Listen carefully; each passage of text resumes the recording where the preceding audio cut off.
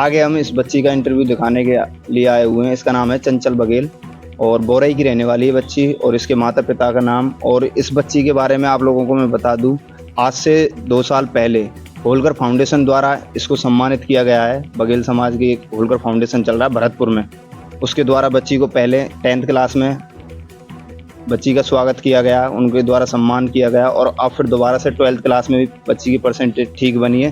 फिर दोबारा से बच्ची का नाम दे दिया गया है उनके लिए, और 7 तारीख को फिर दोबारा से बच्ची का मान सम्मान रखा जाएगा। और थोड़ा सा मैं आगे चलते हुए इंटरव्यू लेते हुए बच्ची का नाम जान लेता हूँ, उसके माता पिता का, और किस विद्यालय से बच्ची ने पढ़ाई की अपनी उसके बारे में। क्या नाम है भैया आपका? चंचल कुमारी। चंचल कुमारी। अच्छा, आप परसेंटेज कितनी थी? थोड़ी परसेंटेज 12th में 93.60। कौन सी साइड से, मैथ या आर्ट्स साइड? अच्छा, आगे चल के आप चलो थोड़ा सा फैमिली के बारे में बता दो, आपके पापा वगैरह का नाम बता दो। मेरे पापा का नाम रामवीर सिंह है, मेरी मम्मी का नाम श्रीमती जमुना देवी है। मेरी मम्मी हाउसवाइफ हैं और पापा थ्रेशर मशीन की ठेकेदारी करते हैं। बाबा जी का क्या नाम है आपके? मेरे बाबा का नाम श्रीमान बने सिंह है, अम्मा का नाम श्रीमती शकुंतला देवी है। अब थोड़ा सा बता दीजिए, आपने किस विद्यालय से पढ़ाई करी?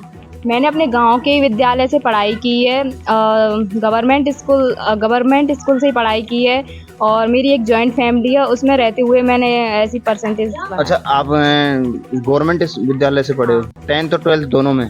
नहीं, मैं 1 से ही पढ़ी हूँ। तो अब तक तुम सरकारी कॉलेज स्कूल में पढ़े? हाँ, मैंने पूरी 1 से लेकर 12 तक अपने इसी स्कूल में, गांव के स्कूल से ही पढ़ाई की है। और विदाउट ट्यूशन ट्यूशन वगैरह भी नहीं करे? 10th में भी नहीं किया? अभी तक नहीं किया। परसेंटेज 10th की भी बता दो और 12th की भी बता दो। 93.50 मेरी 10th में रही है, 93.60 मेरी 12th में रही है। तो बच्ची ठीक है पढ़ने में, आप लोगों को पता चल गया होगा, और मैं तो ये कहूँगा ठीक नहीं, बहुत ज़्यादा ठीक है। और आगे चल के आप क्या मतलब कुछ सिविल वगैरह में जाना चाहेंगे? हाँ, आगे मेरा सिविल सर्विस में जाने का प्लान है। अभी फिलहाल में मैं देख रही हूँ, पढ़ाई तो कर। अच्छा, ग्रेजुएशन में आगे क्या करना चाहोगे? ग्रेजुएशन में ये आर्ट्स से बीए कर रही हूँ, बीए, और इसके बाद फिर अपनी तैयारी। अच्छा, आगे चल के आप सिविल सर्विस में जाना चाहोगे, तो आपके भी फैमिली में, आपने बताया जॉइंट फैमिली है, जॉइंट फैमिली में आपके छोटे भाई बहन होंगे, तो उनके लिए आप अगर ट्यूशन वगैरह एक्स्ट्रा पढ़ाएंगी? हाँ, ट्यूशन पढ़ाने, वैसे भी मुझे बच्चों को पढ़ाना अच्छा लगता है, और जैसे मैं पढ़ाती हूँ तो मुझे भी लगता है कि हाँ मैं कुछ कर सकती हूँ। अपने अंदर एक लगन सी होती है कि हाँ मैं कर सकती हूँ। और मेरे भाई बहन को मैं हमेशा प्रेरणा दूंगी कि वो भी पढ़ाई करें, और कोई भी दिक्कत हो तो वो मुझे बताएं, मैं हमेशा उनके साथ। मेरा भाई बहन कहने का मतलब था हमारे समाज के जो और भी भाई बहन, मैं ऐसा नहीं इस बच्ची की फैमिली की नहीं कह रहा, मैं पूरी हमारी जो बघेल समाज है, क्योंकि बच्ची भी बघेल समाज से, हम भी बघेल समाज से हैं, और आप देख रहे हैं आप भी बघेल समाज से ही है। तो मैं थोड़ा सा ये हमारे और भी जैसे परिवार में बच्चे पढ़ते हैं, थोड़ा सा उनको किस तरीके से पढ़ाई करनी चाहिए। आपने 10th और 12th में आपकी 93% प्लस रही है, तो थोड़ा सा बता दीजिए। पढ़ाई करने के लिए सबसे ज़्यादा ज़रूरत हमें कंसिस्टेंसी की है। मतलब ये है कि उनको पढ़ाई है ना रोज़ करनी चाहिए, चाहे वो करे 1 घंटा पर, लेकिन पढ़ाई उन्हें रोज़ करनी चाहिए। और ये नहीं है कि एक दिन सो रहे हो और दूसरे दिन पढ़ाई कर रहे हो, और दूसरे दिन कह रहे हो कि मुझे कल, अब मतलब दूसरे दिन के लिए छोड़ देते हैं कि आज नहीं कल पढ़ूंगा, आज नहीं कल पढ़ूंगा। जो काम है वो आज ही करो, पढ़ना है जो पढ़ना है वो आज पढ़ो, भले ही आप कम पढ़ रहे हो लेकिन रेगुलर पढ़ो। मतलब आपका जो कंटिन्यू बनी रहनी चाहिए कि डेली अगर 2 घंटे पढ़ना है तो डेली पढ़ना ही है, इसका मतलब ये नहीं कि आज का कल। सही है। बाकी और आप आगे हमारे जो समाज के और बच्चे हैं उनके लिए आप क्या प्रेरणा देना चाहेंगे अपनी तरफ से?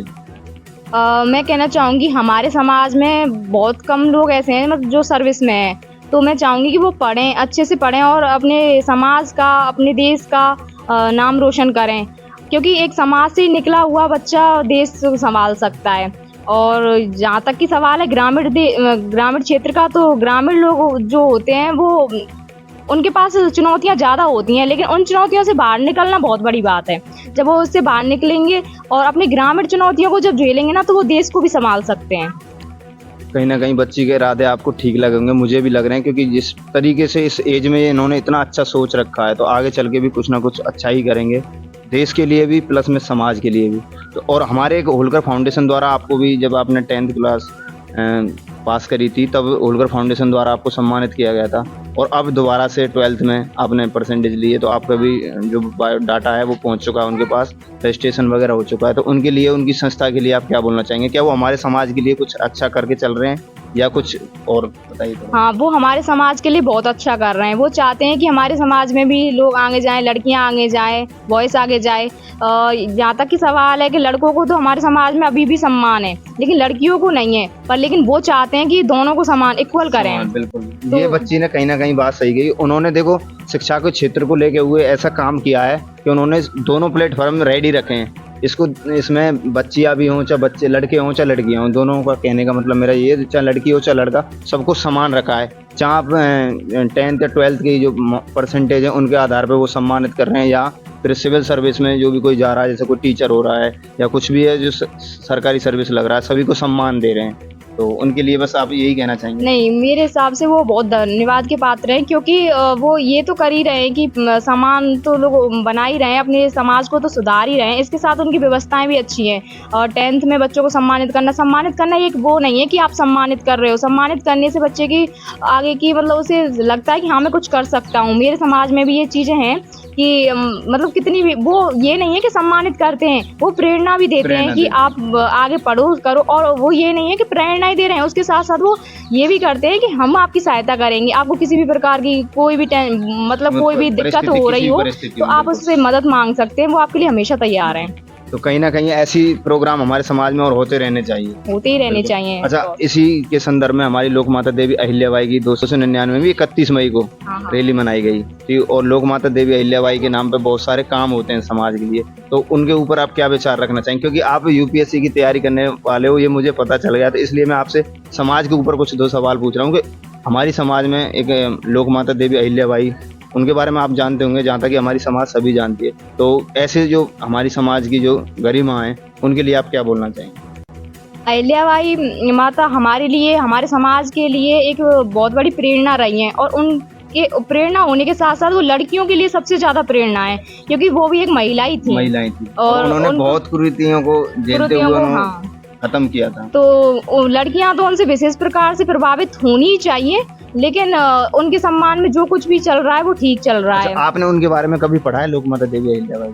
नहीं, अभी खास तो नहीं, लेकिन आगे चल के पढ़ूंगी। बिल्कुल। तो मैं बस यही कहना चाहूंगा, अगर समाज में जन्म लिया है तो समाज, देखिए दूसरे की समाज से घृणा करना वो कहीं ना कहीं समाज के प्रति, वो अपने समाज से प्यार करना वो गलत नहीं। तो अपने समाज का ज़्यादा नहीं तो थोड़ा घना नॉलेज होना चाहिए कि हमारे समाज में किस किस ने कैसी कैसी प्रतिभाएं आई, जिसमें लोक माता देवी अहिल्याबाई, उनके ससुर जी थे मल्लावराव होलकर। तो ये ऐसी ऐसी प्रतिभाएं, इन्होंने ऐसे नए नए नियम कानून चेंज किए। लोक माता देवी अहिल्याबाई ने जो शादी होती है, अगर हस्बैंड एक्सपायर हो जाता है उसके बाद शादी नहीं होती थी, तो उन्होंने वो कुरीति भी खत्म करी।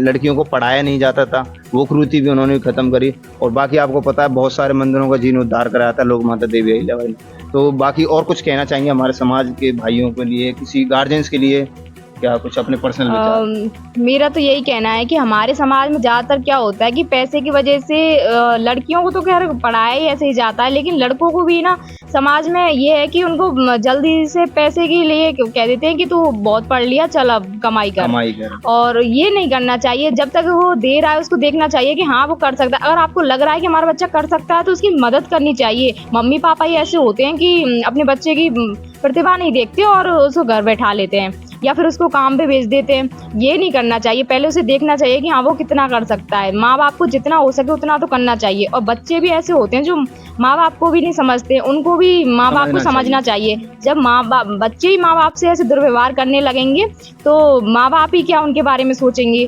तो बच्चों को भी ये देखना चाहिए कि अपने मम्मी पापा को हमेशा अपने मस्तक पे रखना चाहिए। धन्यवाद। तो आज का इंटरव्यू मेरे लिए बहुत ज़्यादा खास रहा है और बच्ची ने हर एक टॉपिक पे बताया है, समाज के ऊपर भी, भाई बहनों के ऊपर भी, माता पिता को भी लेके। तो खास आज का इंटरव्यू इसी बात के लिए खास है क्योंकि बच्ची ने मेरे को भी बहुत सारी चीज़ें ऐसी ऐसी बताई जो रियलिटी में परिस्थितियों में सामने हर किसी के आ जाती हैं। तो बच्ची ने बताया कि अगर लड़के के साथ कुछ ऐसा हो रहा है कि वो पढ़ नहीं रहा है माँ बाप के कहने से भी, और जो माँ बाप हैं वो भी कुछ ना कुछ बच्चों को समझ नहीं पा रहे हैं, तो सब चीज़ पे टॉपिक करते हुए समाज के लोक माता देवी अहिल्याबाई का भी टॉपिक छेड़ा हमने।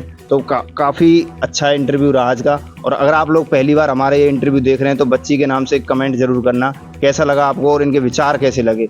बाकी हम आपको ऐसे इंटरव्यू दिखाते रहेंगे अपने समाज हित के। जय हिंद, जय भारत।